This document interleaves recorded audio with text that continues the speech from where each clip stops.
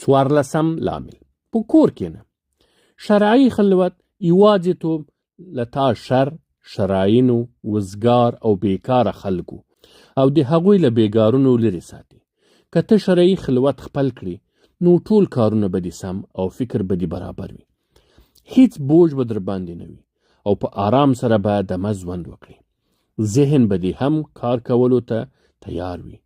په فکر کې به دې هم د حکمتونو مرغلرې راټوکېږي او سترګې به دې هم د حکمت او د زده کړې په باغونو کې څرکوي.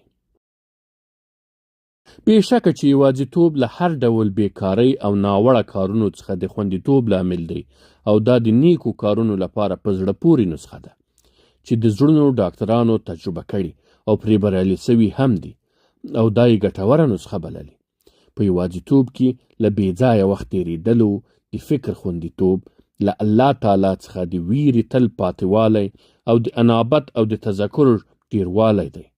هو، ځینې مجلسونه له یوازېتوب څخه ډېر ګټور دي چې هغه د جمعې د لمانځه، د علم او دعوت او داسې نور مجلسونه دي.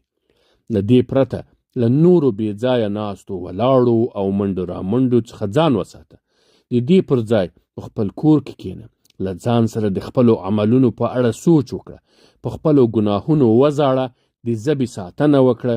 بېځایه ناسته ولاړه د نفس لپاره د جنگ مثال لري او دا په نفس کې د امن نړۍ له خطر سره مخ کوي.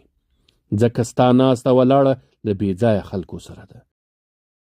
هغه خلک چې غواړي بېځایه ویناوې خپرې کړي، ستا نفس له یو نااشنا خطر سره مخ کوي او په زړه کې د فتنې او ګډوډۍ خبرې روزي تر دې چې له مرګ سره مخ شي.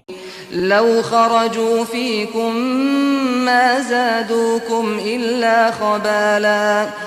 که دوی له تاسې سره جنگ ته ووځي نو په تاسې کې بله نقصان پرته بل هیڅ شی زیات نه کړي.